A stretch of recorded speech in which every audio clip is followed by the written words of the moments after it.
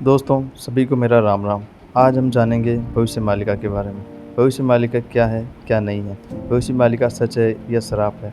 भविष्य मालिका की जानकारी से पहले एक बात का ध्यान रखें, इसमें जो बताया गया है वह कोई आम जानकारी नहीं है। वह एक प्रकार से परम ज्ञान है और उस परम ज्ञान को आपको प्राप्त करना बहुत आवश्यक है, क्योंकि यह परम ज्ञान आपके बहुत काम आने वाला है। दोस्तों वीडियो में आगे बढ़ने से पहले मैं आपको एक चेतावनी देना चाहता हूं कि अगर आप यह वीडियो आधा अधूरा देखने वाले हैं तो आप इस वीडियो को यहीं रोक दीजिए और अपनी ज़िंदगी में वापस लौट जाइए, क्योंकि आधी अधूरी जानकारी से आपके जीवन में भय और चिंता जैसी कई समस्याएं आने वाली है। लेकिन अगर आप यह वीडियो पूरा देख लेते हैं तो आपको चिंता करने की कोई आवश्यकता नहीं है, क्योंकि मैंने आपको इस महाविनाश से कैसे बचना है इसके उपाय भी बता दिए हैं। बाकी आप दोस्तों वीडियो को पूरा देखने के बाद कमेंट करके बताएँ कि यह जानकारी आपको संतुष्ट कर रही है या नहीं कर रही है। चलिए दोस्तों अब जानते हैं कि हमारा भविष्य क्या है। आगे आपको कई सारी घटनाओं और कई सारी खबरों के माध्यम से मैं ये बताने वाला हूँ कि भविष्य मालिका क्या है। भविष्य मालिका में बताए गए कलयुग के बारे में क्या क्या लिखा गया है, जैसे कि कलयुग में अंत के लक्षण, महाविनाश के लक्षण, प्राकृतिक आपदा 2022 से 2027, तीसरे विश्व युद्ध की शुरुआत, आसमान में दिखेंगे दो सूरज, भगवान जगन्नाथ जाएंगे छतिया बाटा, चीन और 13 इस्लामिक देशों का भारत पर होगा हमला, भगवान कल्कि का अवतार और युद्ध विराम, अखंड भारत और युग परिवर्तन, भारत का आखिरी राजा एक हिंदू शासक होगा। इन सभी के बारे में आज हम बात करने वाले हैं और वीडियो को ज़रा भी स्किप ना करें, मैंने आपसे पहले भी कहा था। चलिए जानते हैं सब कुछ। जय सिया राम।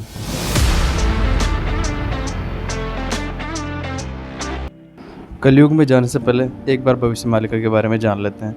वर्तमान में संत अच्युतानंद दास महाराज की पुरानी उड़िया भाषा मिलकर गगन भविष्य मालिका की कुछ भविष्यवाणियाँ बहुत वायरल हो रही है। भविष्य मालिका को उड़ीसा के महान संत श्री अच्युतानंद दास जी ने और पंच सखाओं ने मिलकर लिखा था।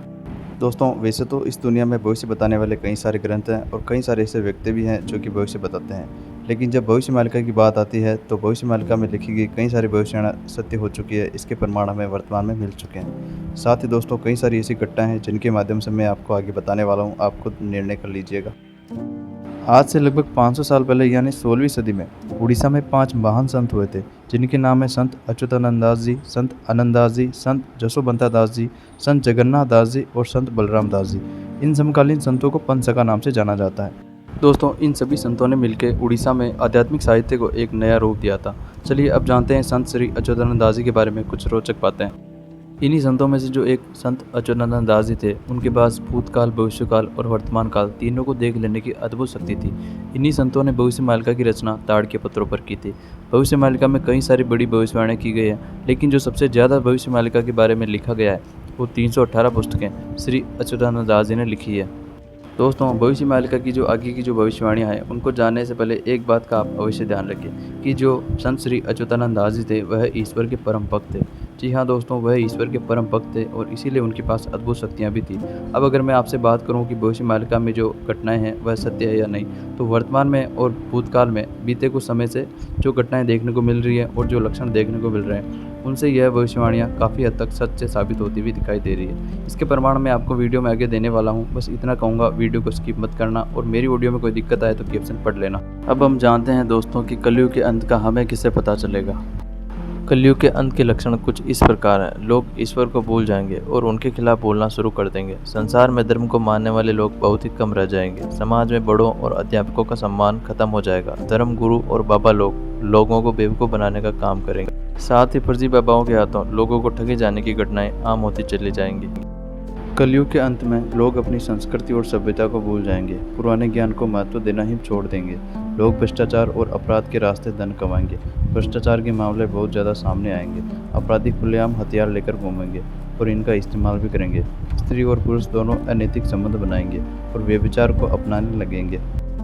आगे बताया गया है कि कलयुग के अंत से थोड़ा पहले खाने के सामान की कमी, बीमारियां, दुर्घटनाएं बढ़ जाएंगी, जिसकी वजह से लोगों में असंतोष फैलेगा और कुछ जगह लोग सरकार के खिलाफ बगावत कर देंगे। दोस्तों अब जानते हैं आगे की भविष्यवाणी, महाविनाश के लक्षण। इसमें बताया गया है कि किसान बारिश से निराश हो जाएंगे और खेती का काम छोड़ने लगेंगे।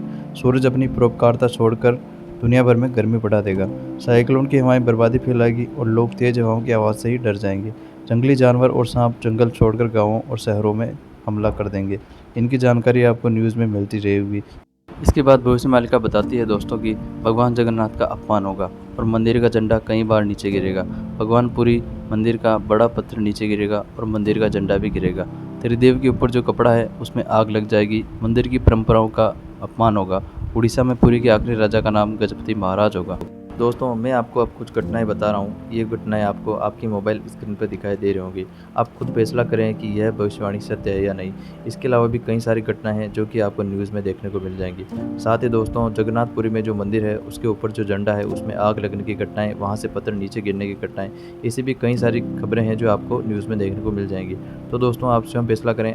दोस्तों, जो भविष्यवाणी है कि खुलेआम लोग हथियार लेकर घूमेंगे, इसके प्रमाण वर्तमान में और बीते कुछ समय में कई सारे हमें मिल चुके हैं। मणिपुर की घटना, उत्तर प्रदेश में जो हत्याकांड हुए उनकी घटना, देश विदेश में जो दंगे चल रहे हैं उनकी घटना, उनमें जो लोग खुलेआम हथियार लेकर घूम रहे हैं वह इस भविष्यवाणी को सत्य भी साबित कर रहे हैं। उसके बाद अगर संस्कृति की बात करें, संस्कृति कई बच्चों से तो ये बोला भी नहीं जाएगा क्योंकि यह सोशल मीडिया का ज़माना है। इसके बाद अगर गर्मी की बात करें तो वर्तमान में कई राज्यों के गर्मी के रिकॉर्ड टूट रहे हैं और इससे किसान भी परेशानी है।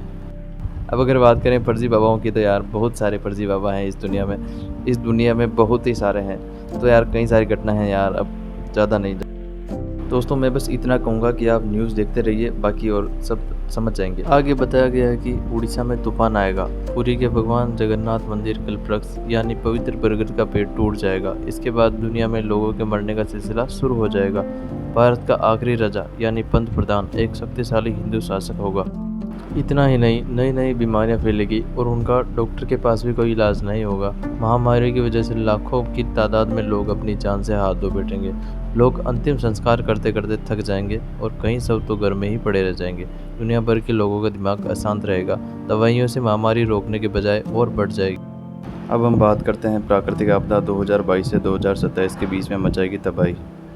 दुनिया में अनेक भागों में प्राकृतिक आपदा तबाही मचाते हुए दिखाई देगी। कई देशों में बड़े बड़े भूकंप आएंगे तो कहीं जानलेवा बाढ़ आएंगे, कहीं बहुत ज़्यादा बारिश हो जाएगी तो कहीं बहुत ज़्यादा सूखा गिर जाएगा, जिससे कि लोग पानी के लिए भी तरस जाएंगे। मौसम का चक्कर पूरी तरह से बदल जाएगा, जिससे धरती पर बहुत ज़्यादा गर्मी बढ़ जाएगी। यह ब्रह्म ज्ञान अर्थात यह भविष्यवाणी भी सत्य साबित होती हुई दिखाई दे रही है। अब मैं आपको कुछ ऐसी घटनाएं बताऊंगा जिससे कि आपको इस ब्रह्म ज्ञान पर विश्वास हो जाए। 2 महीने में बारिश बाढ़ से 5 देशों में तबाही, जहाँ रेत वहाँ पानी नहीं रुकता। पिछले साल हर मिनट 11 फुटबॉल मैदान चला जंगल का। यह है ब्राज़ील की खबर। ब्रिटेन में बच्चों को मारने वाली नर्स को उम्र कैद। इंसानियत का तो अब कोई मतलब ही नहीं है। परमाणु जंग छिड़ी तो समुद्र का तापमान गिर जाएगा। दोस्तों, ये खबरें बहुत ही नए के बराबर है। आप अपने घर पे आए कल का न्यूज़पेपर पढ़ना दोस्तों, उससे आपको साफ पता चल जाएगा कि यह भविष्यवाणी सत्य है। कलयुग की इस भविष्यवाणी को थोड़ा विस्तार से जानते हैं। साल 2022 से 2027 तक प्राकृतिक आपदाएं भारत समेत दुनिया भर के लोग झेलेंगे। वह अप्रत्याशित और खतरनाक होगा। धरती का तापमान बढ़ जाएगा और गर्मी इतनी पड़ेगी कि कई लोगों की जान चली जाएगी। 2023 में दुनिया का अब तक का सबसे गर्म साल होगा। यह भविष्यवाणी आपको घर बैठे महसूस हो सकती है दोस्तों। इसके अलावा हम जानते हैं कि इसके बाद भविष्यवाणी में क्या लिखा गया है। धरती के कई ग्लेशियर टूट जाएंगे, ध्रुवों पर जमी बर्फ तेजी से पिघलेगी। दुनिया भर में नदियों का पानी कम होने और जमीन के नीचे का पानी कम हो जाने से पीने के पानी की कमी हो जाएगी। खेती का नुकसान होगा। धरती का मौसम चक्र बेहद खतरनाक तरीके से बदल जाएगा। ऋतु का ज्ञान इंसानों को नहीं होगा। भविष्यमालिका ग्रंथ में इसके अलावा बताया गया है कि दुनिया के कई शहरों और गांवों में बाढ़ से बर्बादी होगी। जल प्रलय की वजह से जंगली जानवर गांवों और शहरों में घुस जाएंगे। इस वजह से कई लोगों की मृत्यु भी हो जाएगी। समुद्र के आगे बढ़ने से दुनिया भर में तटवर्ती इलाकों में रह रहे लोगों की जान को खतरा बन जाएगा और कई तटीय इलाकों की जमीन समुद्र में विलीन हो जाएगी। इतना ही नहीं, साल 2023 में धरती पर कई बड़े भूकंप आएंगे जो त्रासदी का रूप ले लेंगे। यह भूकंप जनवरी के महीने से ही आने शुरू हो जाएंगे और दिसंबर के महीने तक लगातार चलते रहेंगे।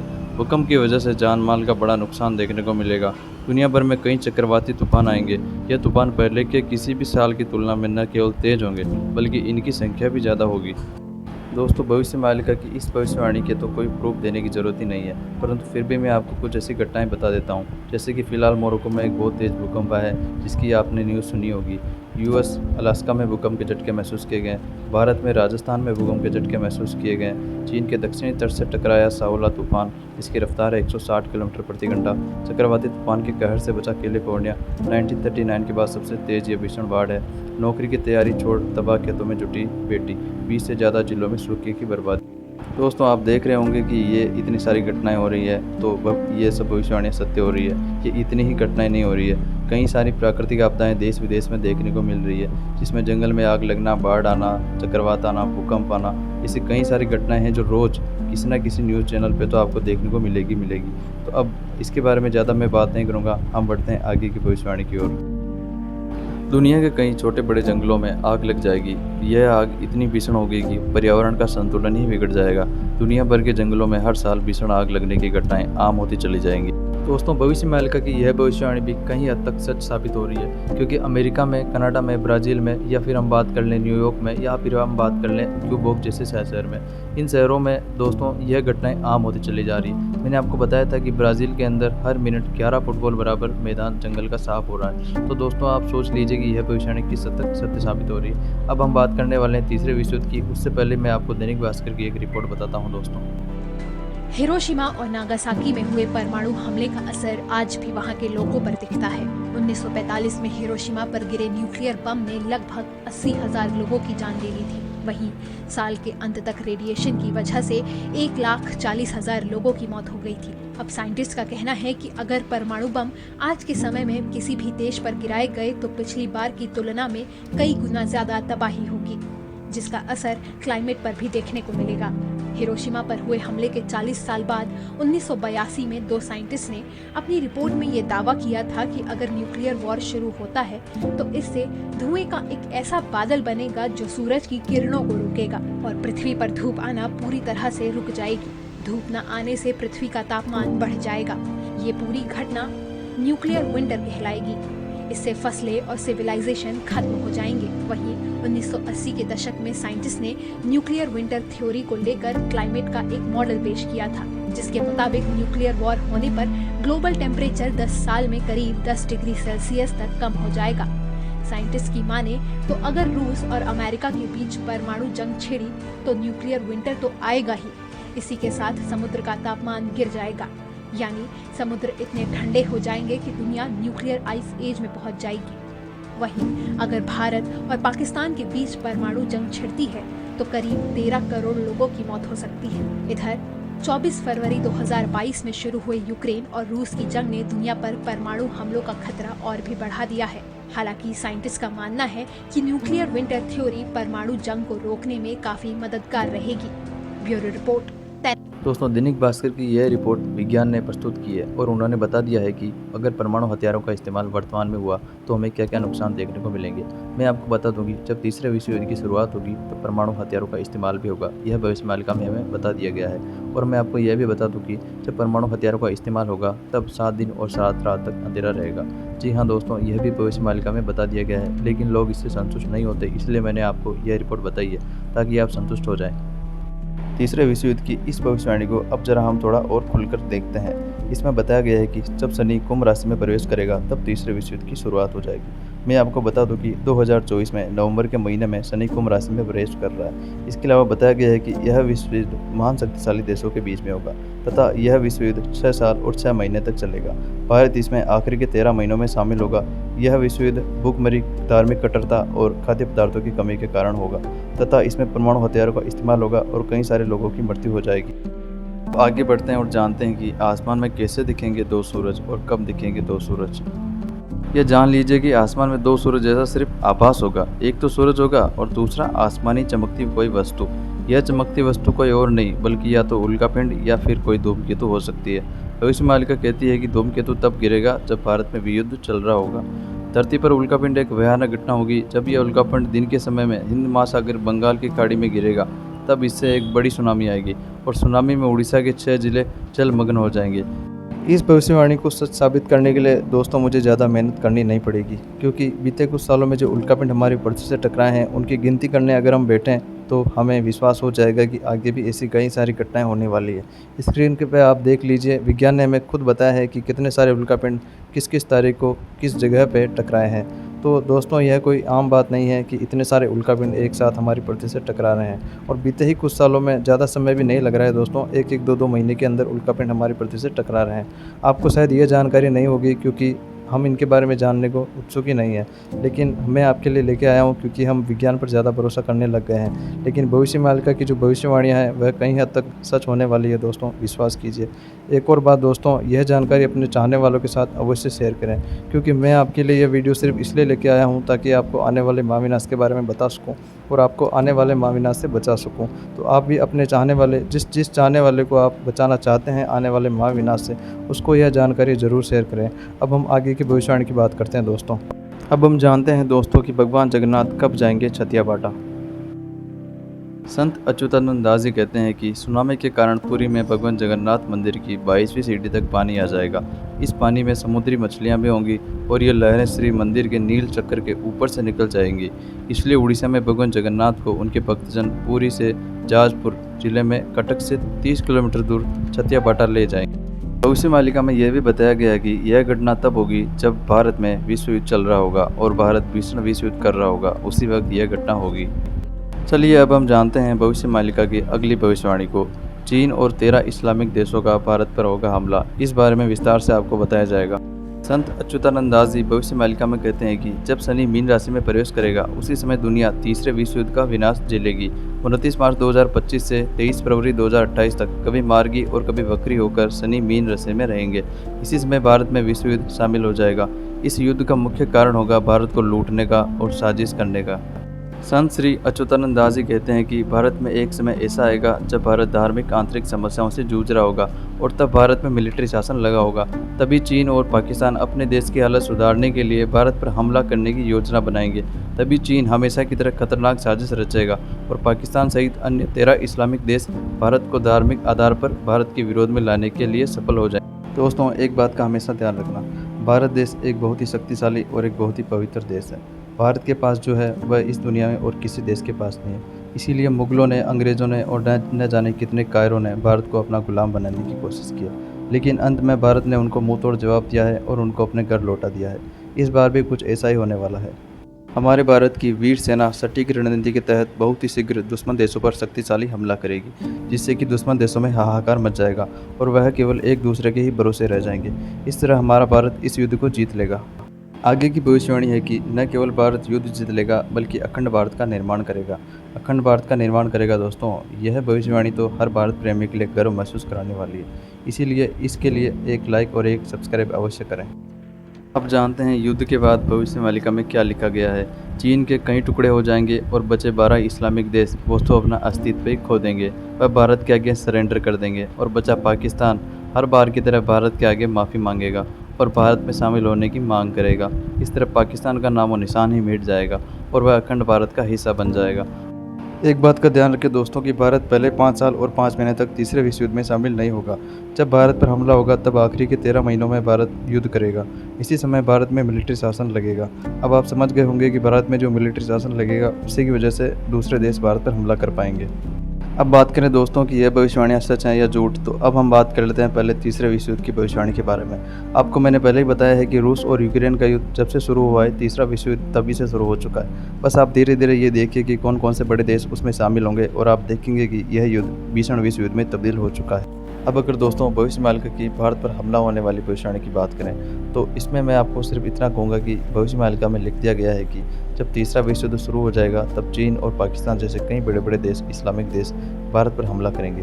दोस्तों, यह इसलिए लिखा गया है क्योंकि चीन और पाकिस्तान जैसे जो भी इस्लामिक देश हैं जो कि तीसरे विश्व युद्ध में शामिल हो चुके होंगे, उनकी हालत धीरे धीरे ख़राब होती चली जाएगी और वह अपनी हालत को सुधारने के लिए भारत पर हमला करेंगे, क्योंकि उस समय भारत में भी कुछ असंतोष पैदा हो जाएगा जिससे कि उनको हमला करने की एक वजह मिल जाएगी। लेकिन दोस्तों, मैंने आपको पहले ही कहा था कि आपको डरने की कोई बात नहीं है। आपको बस देखते जाना है कि भारत इन सबको कैसे धूल चटाता है। इसके अलावा भी दोस्तों कई सारी बातें हैं जो इस भविष्यवाणी को सत्य साबित कर रही है। लेकिन अब हम बात कर लेते हैं आगे की भविष्यवाणी को, क्योंकि यह भविष्य में होने वाली एक घटना है और इसके बारे में जितनी बात करें उतनी कम है। अभी तक हमने कई सारी बड़ी बड़ी भविष्यवाणी की बात कर ली है जिससे शायद आपको थोड़ा बहुत डर भी लग रहा होगा। लेकिन अब हम बात करने वाले हैं भगवान कल्कि अवतार और युद्ध विराम के बारे में। इसके बारे में जानने के बाद आप थोड़ा खुश होने वाले हैं। भगवान कल्कि के बारे में जानने से पहले हम ये जानते हैं कि भारत पर जो हमला हुआ है उससे लोग परेशान हो जाएंगे। दुश्मन सेना भी भारत को चारों ओर से घेर लेगी, साथ ही भगवान जगन्नाथपुरी के मंदिर को भी चारों ओर से घेर लेगी। इसी समय भारत में जो गृह युद्ध है वो अपने चरम पर पहुंच जाएगा। भारत में सैन्य शासन यानी मार्शल लॉ लग जाएगा। दुश्मन सेना राम मंदिर और बंगाल में काली मंदिर को नुकसान पहुँचाएंगी। राम मंदिर को वो बहुत ज़्यादा नुकसान पहुँचा देंगी। जब इतनी भयानक परिस्थिति बन गई है तब सभी लोग भगवान को याद करेंगे और उनसे अपने बचाव की गुहार लगाएंगे। तब एक नया मोड़ आएगा। भगवान विष्णु के 10वें अवतार भगवान कल्कि सभी के सामने आएंगे। दुश्मनों पर भगवान कल्कि कहर बर पाएंगे और दुश्मनों में खलबली मच जाएगी। वह सब दुश्मन एक दूसरे के भरोसे ही रह जाएंगे। तब भारतीय सेना दुश्मन को घर में घुस के मारेगी। इस तरह भारत युद्ध में विजयी हो जाएगा। भविष्य मालिका में एक बहुत बड़ी भविष्यवाणी यह भी है कि भगवान कल्कि का अवतार जन्म ले चुका है और वह अभी किसी गुप्त स्थान पर है। इस विषय पर मैंने एक वीडियो बनाई है, अगर आप चाहें तो देख सकते हैं कि कल्कि अवतार कौन है, क्या है, कब वो जन्म लेने वाले हैं। बाकी मैंने बहुत सारी जानकारियाँ उस वीडियो में दी हैं, आप चाहें तो वीडियो को देख सकते हैं। भविष्य मालिका में अब बढ़ते हैं आगे की भविष्यवाणी की ओर। अखंड भारत और युग परिवर्तन। इस बारे में श्री संत अच्युतानंद दास जी कहते हैं कि विश्व युद्ध के बाद सीमाएं बदल जाने की वजह से दुनिया में कुल 111 देश ही होंगे। विश्व की आबादी केवल 64 करोड़ ही होगी, जिसमें से 33 करोड़ तो केवल भारत की होगी। बाकी बचे लोग सनातन धर्म को स्वीकार कर लेंगे। भारत इन सभी देशों को नए युग में बदल लेगा और विश्व का नेतृत्व भी करेगा। अखंड भारत की शासन व्यवस्था अलग होगी और लोकतंत्र से भी उत्तम व्यवस्था कायम होगी। इसके साथ ही श्री संत अच्युतानंद दास जी कहते हैं कि पूरे विश्व में केवल एक ही धर्म होगा, जिसका नाम होगा सनातन धर्म। कमेंट में जय श्री सनातन धर्म अवश्य लिखें। जय श्री सनातन धर्म। दोस्तों, ये सभी काम भगवान कल्कि के हाथों होंगे, क्योंकि भगवान कल्कि जन्म ले चुके हैं और वही सब कुछ देख रहे हैं। भगवान कल्कि सभी दुश्मनों का नाश करने के लिए धरती पर जन्म ले चुके हैं। अखंड भारत का निर्माण भी भगवान कल्कि के हाथों ही होगा। भगवान कल्कि ही भारत को सभी देशों से बचाएंगे जो भी भारत को नुकसान पहुंचाना चाहते हैं। भगवान कल्कि ही अपने भक्तों की रक्षा करेंगे और कली राक्षस का नाश करेंगे। तो आप सभी से मेरा एक आग्रह है कि भगवान कल्कि का साथ देने के लिए भगवान कल्कि को याद करना बहुत ज़रूरी है। इसीलिए आपको भगवान की भक्ति में लीन होना होगा, तभी हम सब भगवान कल्कि का साथ दे पाएंगे। तो भगवान कल्कि के लिए जय श्री भगवान कल्कि कमेंट में अवश्य लिखें। जय श्री भगवान कल्कि। अब जानते हैं इस वीडियो की अंतिम बड़ी भविष्यवाणी की। इसके बाद कुछ अन्य भविष्यवाणी के बारे में आपको बताऊंगा और फिर बताऊंगा बचाव के उपाय। यह भविष्यवाणी है कि भारत का आखिरी राजा एक हिंदू शासक होगा। इसमें भविष्य मालिका में बताया गया है कि उड़ीसा में पुरी के आखिरी राजा श्री गजपति महाराज होंगे और आपको यह बता दूं कि अभी वहाँ के राजा श्री गजपति महाराज ही हैं। भविष्य मालिका में यह भी लिखा गया है कि उनके कोई पुत्र नहीं होगा और अभी उनके कोई पुत्र भी नहीं है। साथ ही यही बताया है कि भारत का आखिरी प्रधानमंत्री ऐसा होगा जो कि एक शक्तिशाली हिंदू शासक होगा, जो कि पुरुष होगा और उसके कोई संतान नहीं होगी। और वर्तमान में जो प्रधानमंत्री है वह उससे मेल खा रहे हैं। या फिर मैं आपको यूँ कहूँ कि आगे भी जो प्रधानमंत्री आने वाले हैं वह इसी तरह के होंगे, अर्थात हिंदू शासक, योगी पुरुष या फिर उनके कोई संतान नहीं होगी। दोस्तों, वीडियो देखने के बाद एक बात का ध्यान रखिए कि यह सभी भविष्यवाणियाँ 500 से 600 वर्ष पहले लिखी जा चुकी हैं। दोस्तों, मैंने आपसे पहले ही कहा था कि भविष्य मालिका कोई एक किताब नहीं है, ये कई सारी किताबों का एक समूह है। तो भविष्य मालिका में वैसे तो कई सारी भविष्यवाणियाँ हैं, परंतु मैंने आपको सभी बड़ी बड़ी भविष्यवाणियों के बारे में बता दिया है। कुछ और भविष्यवाणियाँ हैं जो बाकी रह गई है, मैं आपको अब उनके बारे में जानकारी दूंगा। उसके बाद में मैं आपको बताऊंगा कि आपको इस कलयुग के महाविनाश से कैसे बचना है। तो जानते हैं कुछ अन्य भविष्यवाणियों के, जिसमें सबसे पहले है कि बाँस के पेड़ पर भी धान उगेंगे। उसके बाद में है मामी और भांजे के बीच शादी होगी, चाची और भतीजे के बीच शादी होगी, मामा अपनी भांजे के साथ घर बसाएंगे। इसके अलावा भविष्य मालिका में लिखा गया है कि मध्य रात्रि में कोयल गीत गाएगी, गौ माता की अकाल मृत्यु होगी, वज्रपात से बहुत मनुष्य और जीव जंतु मरेंगे, पृथ्वी पर 64 प्रकार की महामारियां फैलेंगी। किसानों के लिए भविष्यवाणियां है कि खेत में ही अनाज में कीड़े लग जाएंगे, कहीं कहीं पर ज़्यादा और कम उपज होने से फसलों में कमी आएगी, ऋतुओं का असमय परिवर्तन होगा और केवल 13 दिनों में ही 6 ऋतुओं का अनुभव होगा, सूर्य की किरणें 10 गुना तेज होंगी, असमय कोहरा छाया रहेगा।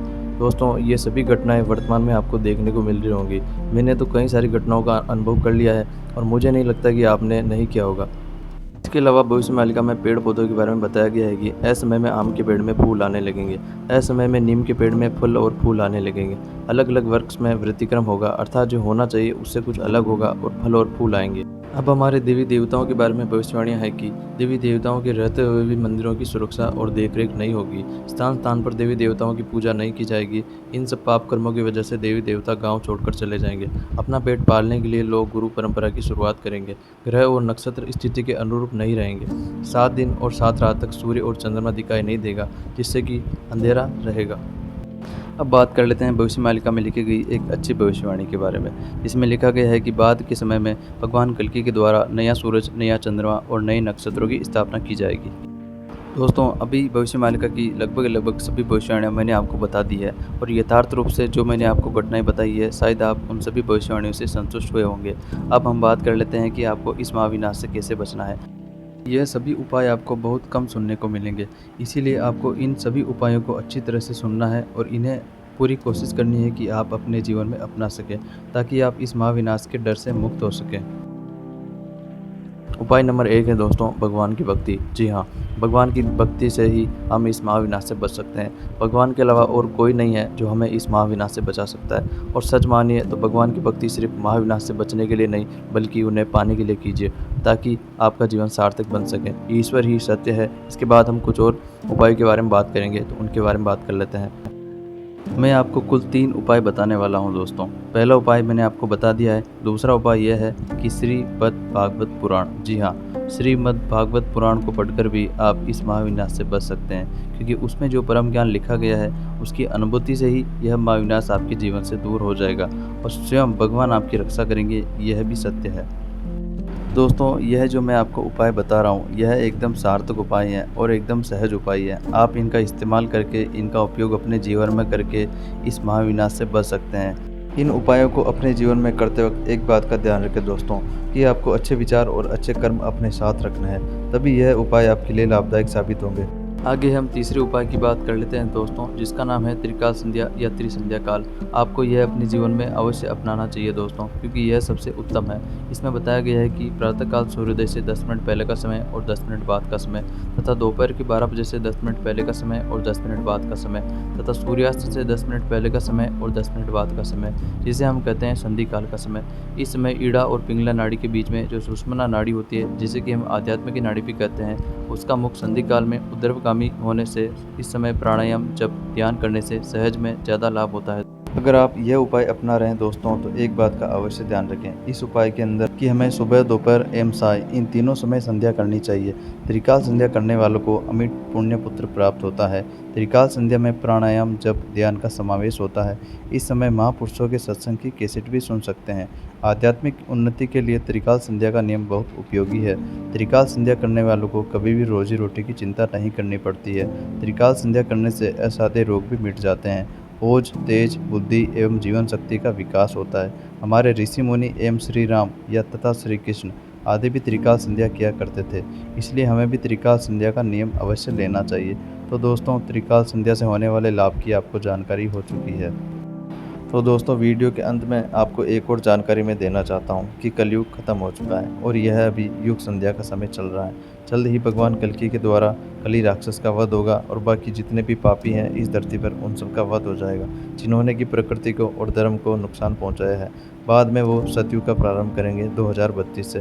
तो अब हमारे पास ज़्यादा समय नहीं है दोस्तों। मैंने जो आपको 3 उपाय बताए हैं, उन तीनों में से आप एक उपाय का चयन कर लीजिए और भगवान का ध्यान करना शुरू कर दीजिए, क्योंकि ईश्वर ही एकमात्र सत्य हैं और ईश्वर ही हैं जो हमें इस महाविनाश से बचा सकते हैं। तो दोस्तों, इस वीडियो में जो भी आपको जानकारी मिली है, उससे मुझे लगता है कि आप संतुष्ट हो चुके होंगे। और अगर आपके मन में कोई प्रश्न है तो आप मुझे कमेंट करके बता सकते हैं। इसके बाद भी अगर आपके मन में कोई वहम है दोस्तों, अगर आपको कोई प्रश्न करना है तो आप मुझे मेरे इंस्टाग्राम पर मैसेज कर सकते हैं। मैं आपको वहां रिप्लाई ज़रूर दूंगा, आपसे बात अवश्य करूंगा। साथ ही दोस्तों, इस परम ज्ञान को अपने चाहने वालों और अपने दोस्तों के साथ शेयर ज़रूर करें। मेरे दोस्त, इस वीडियो को देखने के बाद डरने की बिल्कुल ज़रूरत नहीं है। बस ईश्वर की भक्ति में लीन हो जाओ और ईश्वर को ही परम सत्य मान लो, क्योंकि वही हैं जो हमें इस महाविनाश से बचाने वाले हैं, जो कि आ रहा है हमारी ओर। आपको यह वीडियो सिर्फ और सिर्फ उस महाविनाश के बारे में बताने के लिए थी, डराने के लिए बिल्कुल नहीं थी। अगर आप इस वीडियो से सहमत हैं तो समझ लें कि ईश्वर ही सत्य है। जय सिया राम, राधे राधे, जय हिंद। मिलते हैं दोस्तों बहुत ही जल्द। चैनल को सब्सक्राइब कर लेना। टेक केयर दोस्तों, स्टे सेफ। बस आप खुश रहो यार। जय हिंद।